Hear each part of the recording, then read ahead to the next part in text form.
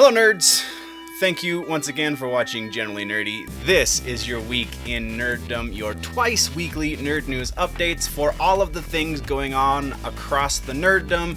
Today is June 18th, 2019, and we're going to be talking about all of the things, but first the intro.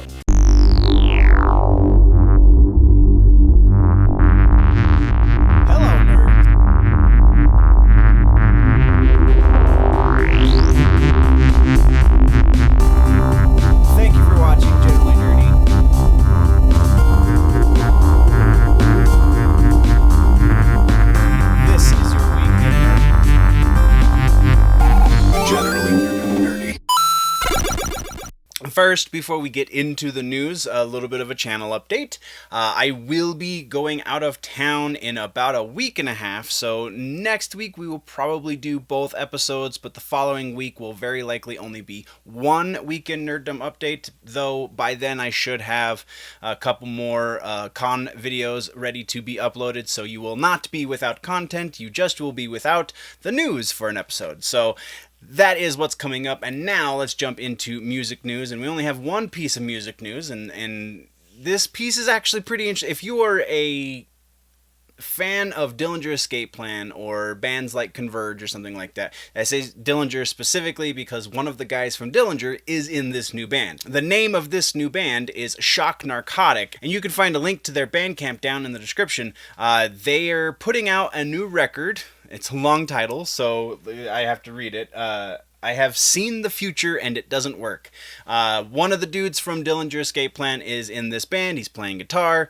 There's also one of the guys from Black Dahlia Murder is in this band too. And I feel like it's a really interesting. Everyone is kind of a super group in a way because everyone in this band is either currently or was previously in a pretty well-known metal band. Those were just the two that I was the biggest fan of the list of members. So it's definitely worth a listen if you like the heavy stuff, especially if you like that kind of Dillinger. I forget what the subgenre is because I'm terrible with subgenres because I think they're silly, but it's definitely worth a listen to if you like that kind of Converge Dillinger kind of area of the heavy music. But that's all I've got for music for this episode, guys. Jumping right into TV news, we have an update for Titans. They have just officially announced casting for Aqualad. No announcement as to whether or not we're going to see Aquaman in any sort of similar way as we saw Batman in Season 1. However, Season 2 will see Drew Van Acker, who is in Pretty Little Liars, apparently. Yeah, but Drew Van Acker has been cast according to the official Titans Twitter page. Next is a sad news update. It comes directly from Ben Edlund, creator of The Tick. Apparently, they got no takers for the show. They, as we talked about previously, they are looking to shop the show around to other outlets because they were canceled by Amazon, and Edlund took to his personal page, I believe it was Twitter that he made the announcement, to say, sadly, no one wants to pick us up. He does continue on and say something along the lines of they will continue to try and find other ways to make the show happen with this same cast and crew, but right now it looks like it has officially come to an end. While we're talking about things that have been announced on Twitter, let's talk about Umbrella Academy Season 2. The official Twitter account for that show just posted images and the announcement that Season 2 has officially begun production, so definitely excited about that. Our last piece of TV news for this episode, nerds, has to do with Pennyworth, the Epix series that is going to be a pre-Batman series that deals directly with Alfred Pennyworth, the titular butler. The website KSiteTV just got their hands on the first 5 synopses for the first 5 episodes. I'm not going to read those synopses for you. However, if you read them yourself, then you will see that there is an interesting bit of information that we get from them. Actually, a couple of interesting bits. First, being that it's going to be going a little further back in the mythos of the Wayne family, more specifically, in that this is going to begin, at least, before Thomas and Martha have been married, because they list Martha as being Martha Kane. And the second piece is that because they are talking about Martha Kane, perhaps we're going to see a little bit of the first Batwoman, who is Kate Kane's aunt and is Martha Kane's sister, I believe. That family tree is so confusing, it's a little hard to follow, but the potential is there, and that is awesome. Now, let's jump into movies news, and the first thing we have is an update from Lionsgate. It seems that not only is Suzanne Collins right now currently writing a prequel to the Hunger Games series, but Lionsgate has also optioned that for a movie. So we're going to get more Hunger Games in approximately 2020, which means Suzanne Collins is very likely working very closely with the production company so that they can get the book and the movie out within very possibly months or weeks even of each other, which would be I believe, a first in the world of movie adaptations of books. Now get those salt shakers ready, because this next piece of news is super duper rumor. I have only been able to get it from one source, it's just too juicy to not talk about. It seems that the site We Got This Covered is reporting to have a source that is very close with Warner Brothers. That's a lot of qualifications, but We Got This Covered has a source that is close to Warner Brothers, and they're saying that Warner Brothers is looking to court James Gunn to direct and possibly write and probably produce the next Justice League movie. No word yet on any specifics, like if they're going to use Gunn to orchestrate a new DC extended universe, or if he's just going to be in charge of the Justice League movie. Nothing like that. Just a rumor that says Warner Brothers wants James Gunn to be in charge of Justice League. And then our last movie news update is about the Gears of War movie. Rod Ferguson, I'm going to have to read a quote, so I apologize if it's a little stilted, but apparently Rod Ferguson was talking to IGN, and the topic of the Gears movie got brought up, and he said to IGN, and this is the quote: "In order for the movie to be successful, it has to be a great movie first, and a Gears movie second." Basically, the way that we sort of reconciled that was, we said, oh, the movie should be an alternate reality. It should not be dependent on the game story, nor should it influence the game story. And cue internet backlash. That means that nothing in the games, very likely, aside from maybe some minor plot points and potentially just plot points in general, is going to see its way into the Gears movie. The Gears movie is going to be a standalone story that has nothing to do with the games directly.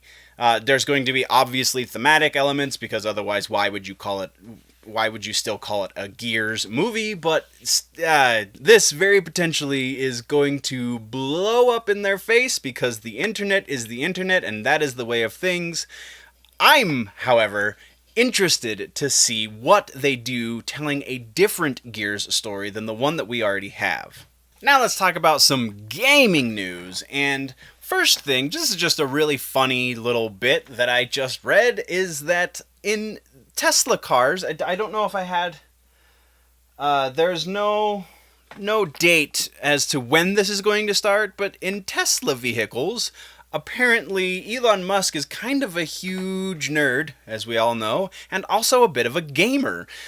Going forward, after a certain point, Tesla vehicles are going to feature the Fallout Shelter app, mobile game, I guess is more appropriate. I just got on to Fallout Shelter. I just started my own Fallout Shelter, so I'm really interested to see if this is something that other manufacturers might pick up on and maybe include some other kind of entertainment along these lines. But kind of makes sense in a weird way, but also could potentially be a huge disaster. So that remains to be seen. Just a really interesting thing I wanted to share with you. And now, other things that are a little bit more newsworthy as far as gaming is concerned. Today, being the 18th of June, we got our first taste of the Mortal Kombat 11 Combat Pack number 1. Now, I qualify it as number 1 because if the leaks are to be believed, then there have been more leaked DLC characters than there are slots in this DLC combat pack. So, we at least know of 3 more characters that will be in the next combat pack. So we know there's going to be probably at least 2 combat packs. Anyway, I'm rambling. We got Shang Tsung today. I just got done downloading him. I have yet to play him, but I have seen some really awesome stuff that has already been posted because the gaming community, especially the Mortal Kombat community, is on top of it. But if you have yet to get your Shang Tsung and you have purchased the combat pack, then you are doing yourself a disservice by not having downloaded it just yet. But if you don't have the combat pack, then you will be able to download Shang Tsung and those new skins, the classic skins for all of the in-game ninjas. All of that will be available to the general public on the 25th, which is next week. Also starting today with Mortal Kombat 11 is Combat League. So far it doesn't look like what I was hoping it was going to be. I was hoping Combat League was going to be a way into the competitive scene via the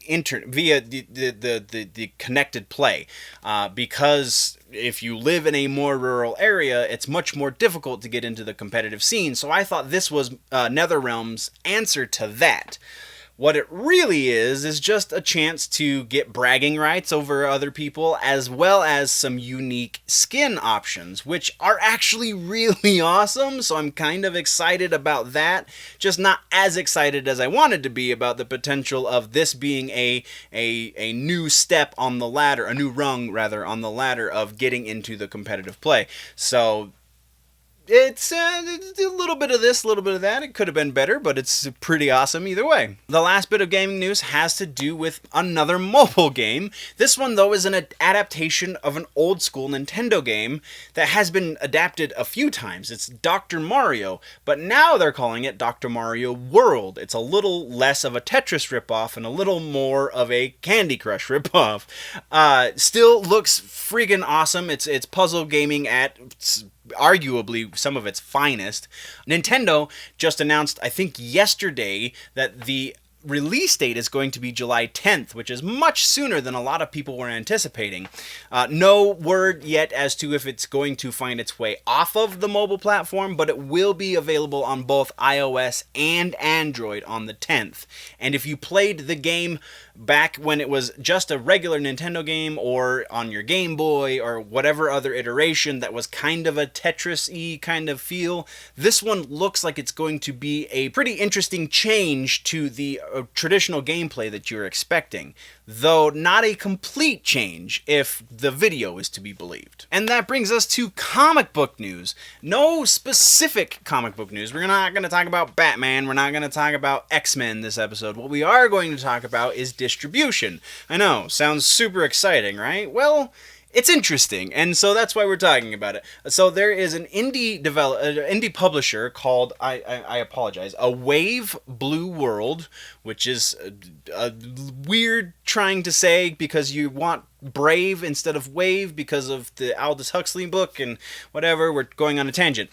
So A Wave Blue World is doing something very interesting with their distribution. They just signed on an ex-Valiant executive, and now they're trying... So, we all know that issue 1 always sells amazingly well. The number ones in every comic book distributor always is the best-selling book of the series. So what A Wave Blue World is doing is kind of capitalizing on that in a more in a more logical way than perhaps Marvel is doing, because Marvel just does, oh, number ones sell, we need as many number ones as possible, so that way we can sell as many comics as possible, which I guess is kind of working for them because they are the number one comic book sales company. They are the number one comic book company when it comes to sales. Sorry, brain gets twisted. But that kind of upsets longtime fans, and they don't really have the retention rate that DC has. DC's retention rate when it comes to solidly selling books is much better than Marvel's. That's why Marvel series usually only last, they're a maxi at best, and then they start with a new number one. Well, A Wave Blue World is doing only number ones, but it's not what that sounds like. They're only doing physical number ones. So individual books still will exist. They will just be in digital after the number one has come out. And then, if you're looking to do more than just the first book, if you really like that first book and you want to pick up physical version of the rest of the story, once the story arc has come to its completion, which they're saying is going to be approximately every 2 months, though we know how comic book writers are and comic book artists are, stuff is bound to get pushed back. So, once the arc has come to an end, they will release it as a trade. Or if you want to keep up with the issues as they are released, then you have the digital option. So very interesting. It's you get them hooked with the first physical piece, and then you're saving money because of the digital option, and you know how popular the book is, so you have a better idea of how many books or how many trades to make at the end of the run. It really makes a lot of sense if you break it down from a business standpoint. So I really am interested to see how this works out for a Wave Blue World. And as we get updates, if updates are made available, then definitely going to be talking about the success or failure of this new distribution model. But that is the end of this episode, guys. What did I miss? What should we talk about next episode? Let me know in the comments down low. If, though, you want to go deeper into the conversation, there is a website, generallynerdy.net. That is where you can go get all of the freebies, find links to the social medias, all of that stuff is all up on generallynerdy.net. Also, a link to the Patreon. Or you can go to patreon.com/generallynerdy, and that is where you can go support the channel a little more directly. It is due for an overhaul. It will be happening very soon, so definitely sign up now so you can be a part of the overhaul. Again, Generally Nerdy on Patreon is patreon.com/generallynerdy. If you're new to the channel, click the subscribe button. If you like the episode, then there's a like button. You can let me know that, or otherwise, If you're falling behind in your nerd news and you want to catch up, you can click or tap that box right there to the left of my face to do that. But before you go click in the box and visit the website and all of that stuff, guys, always remember that if it's generally nerdy, it's probably here.